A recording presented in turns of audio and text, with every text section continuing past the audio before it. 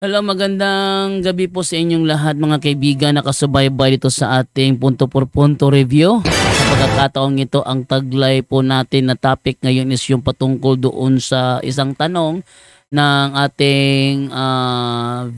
ating taga-subaybay kung saan ang isang kakilala niya is hindi nagko-confess nung nasa Katoliko pa. Hindi nagko-confess. Tapos hindi rin basta mahina yung kanyang Catholic life. Tapos in the end, umanib pa sa born again. Ano daw ang mangyayari diyan pag sakali biglang namatay? Ano daw ang katuruan ng simbahang Katoliko patungkol sa bagay na yan? Very interesting po yung kanyang katanungan. Ating alamin kay Brother Angel kung anong opisyal na katuruan ng simbahang Katoliko patungkol sa bagay na yan, kung saan nung siya Katoliko pa, talagang ayaw niya na mag-confess, ayaw niya sumunod sa katuruan ng simbahang Katoliko, bagkos lumipat pa ng ibang relihiyon. Yan ang ating tatalakayin dito lamang sa Punto por Punto Review. Magandang araw po mga kapuntos, at sa araw na ito po meron po akong tampok na video para sa inyo at sana ay magustuhan ninyo. Kaya sa mga bago pa po sa aming channel, please po don't forget to hit the subscribe button at ang notification bell para maging notified kayo sa bawat video na ilalabas ko sa channel na ito. At bilang kahilingan po ng punto por punto team at naway maintindihan po ninyo, sana po wag nyo pong i-skip yung mga ads sa aming mga video. Sa maliit na bagay na po na yan, malaking tulong po yan sa ating programa at sa ating ministry. Sana po maunawaan po ninyo. Maraming salamat po, kaya wag na po natin patagalin. Simulan na po natin.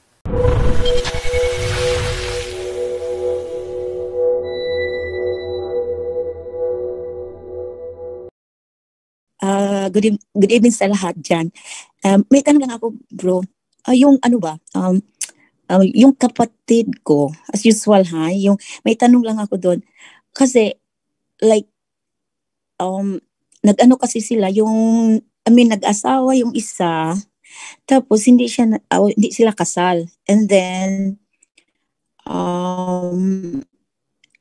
ngayon, parang lumipat siya kasi gumaya dito sa aking kapatid, lumipat sa born again. Hindi ba yan malaking kasalanan sa Diyos na since before, hindi talaga sila nag-confess nung nandito pa sila sa Roman Catholic, and then ngayon nag-transfer Brother Angel sa CCC na once ka na ganyan na hindi kasal sa pari and then hindi ka rin nag-confession and not like to receive the body of Christ. So, kung ano mang mangyari, in Jesus name lang, yung ano lang, palayo lang. So, and right away, pupunta ba kaagad sila sa yung ganon, like, doon sa, ano ba yun? Yung sa hell? Anong kaparusahan ng mga ganyan? Right away ba sila papunta doon sa impyerno or ganon? Naitanong ko lang. Okay, Brother Angel? Yung pong mga may mortal sin daw na may kasalanan na hindi nakapagsisi kasi hindi natin alam minsan pag namatay baka nakapag last minute yan, nobody knows, but yung totally nawala, hindi naman nagsisi, no, at hindi nakapag-confess, bigla ang pagkamatay and living in a mortal sin. Sabi mo nga yung pagkalipat pa lang niya, that's apostasy, that's mortal sin, pagtalikod sa tunay na church ni Lord Jesus. Pa lang, apostasy na yon, hindi pagkukumpisal, that's another thing. So, napakarami niyan. Tapos sabi niyo, so, sa kasal, o kung ano man, no? Hindi sila kasal sa pari or something, no? So, napakarami po niyan. Tapos, heresy pa yan, na-schism pa yan, fidelity. Napakaraming kasalanan na nagagawa ngayon, lalo na yung heresy ngayon, maling pananampalataya. At, yun nga mahirap dito, yung sin of, yung sanhi ng pagkakasala, dahil sila ngayon nagtuturo ng kung ano-ano na hindi na kailangan ng banal na Eucharistia, hindi na kailangan sambahang Katoliko, naku, that's sabi ni Jesus, ang ating Panginoon Jesus nagsabi doon, kung ikaw magsanhi ng kasalanan, napakatindi ng parusang ano mo, kasi sila yung nagtuturo ngayon, hindi nyo na kailangan yung Eucharist, hindi nyo na kailangan ng kumpisal, hindi nyo kailangan ganito, ganun. So nagtuturo sila nagiging sanhi.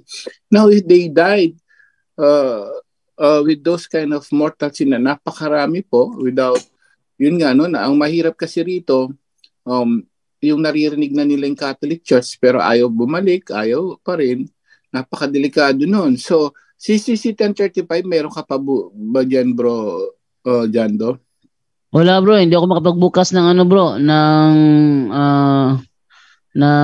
wala ako nung ano eh. Bro, Junriel, meron siya, CCC. Yung Adobe, wala ako Adobe. CCC,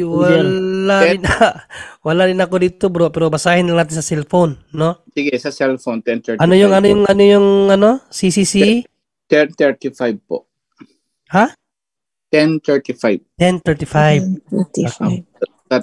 Yan, ano daw mangyayari sa mga namatay with mortal sin na totaling hindi nagsisi o hindi nakapag... 1035, 1033, 1035. So ito, yung hell. Okay. Dito. The teaching of the church affirms the existence of hell and its eternity. Immediately after death, the souls of those who die in a state of mortal sin descend into hell, where they suffer the punishments of hell, eternal fire. The chief punishment of hell is eternal separation from God, in whom alone man can possess the life and happiness for which he was created and for which he longs. Yun nga po yung ang mga tao ngayon, yung nakakalungkot at hindi nila napapansin yan na ang mga tao kung ano-ano yung iniisip ngayon, di ba? Sa kamunduhan, napakaraming kasalanan, apostle, pati pagtalikod sa simbahan, napakarami po ngayon. Hindi nila napapansin yan, no? So, ang sabi diyan, agad-agad immediately, hindi ka pa nga palsa mo. So, hindi ka pa nabuburol. Immediately, you will go to hell. And ang nakakatakot dito, yun yung kahit anong pakinggan pa naman nung kapatid nyo, no? Although the church, the pillar and foundation kasi, ang church na magsasabi niyan, we just pray for them kasi totoo at ang tao ngayon nagsusumikap kung ano-anong pinagsusumikap sa kamunduhan, paano yumaman, paano gumanito. That's true.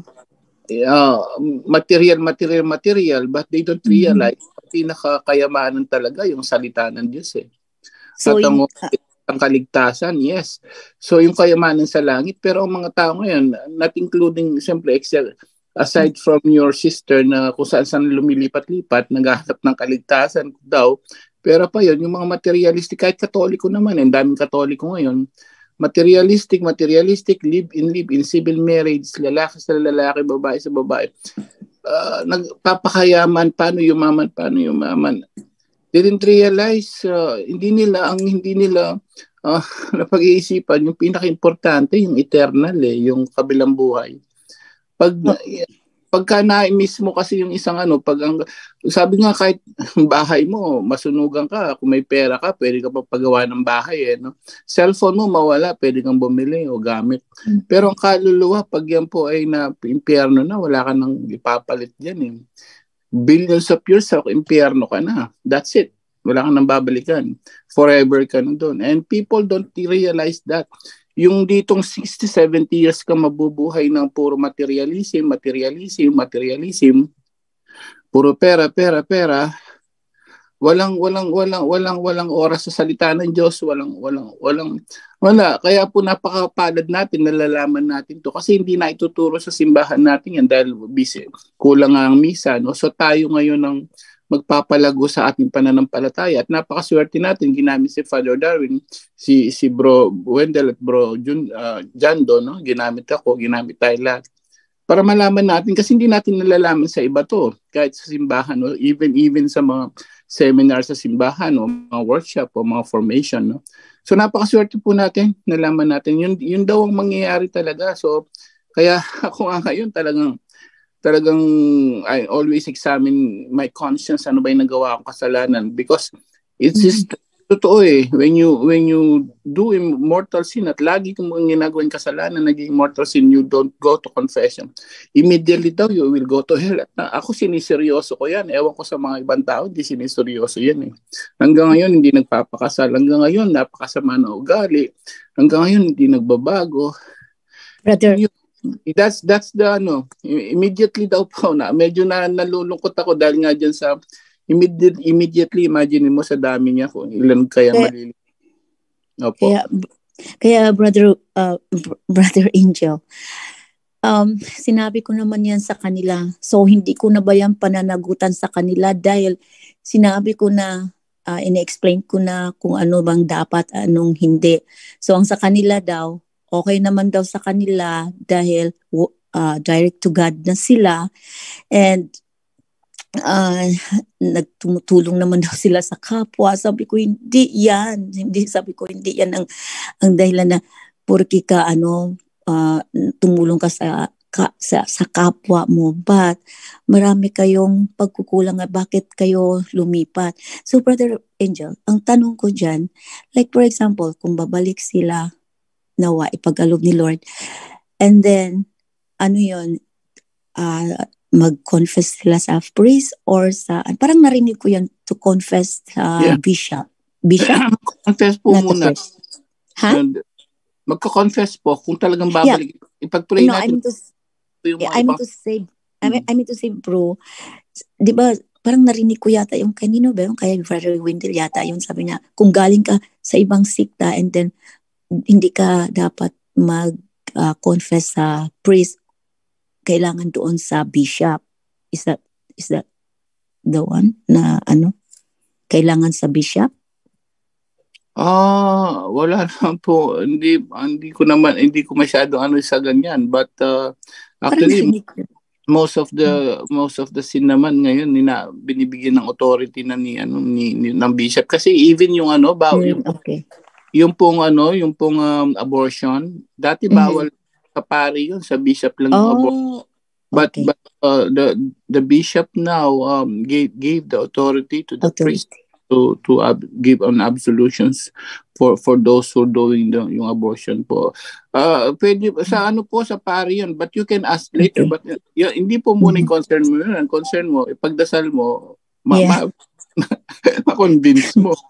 Yes, totoo po yun. So, ako pang nila na sabi na naman kami direct to God. Yun sabi ko, hindi yun ang daming dapat i-process diyan.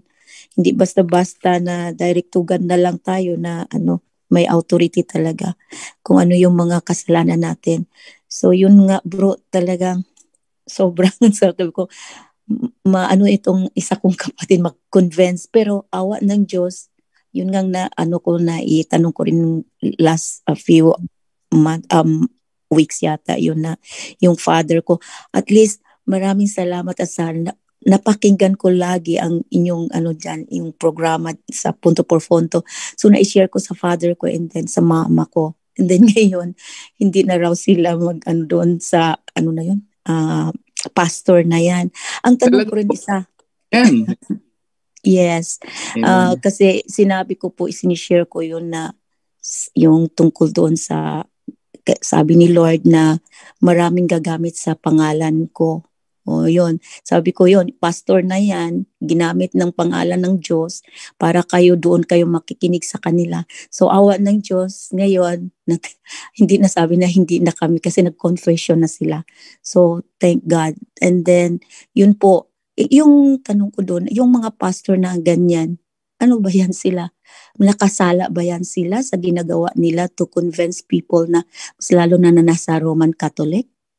Hindi ba yan sila makasala? Yun naman po yung sinasabi natin, no? Ang sabi nga sa Biblia, 2:1, they're antichrist, no?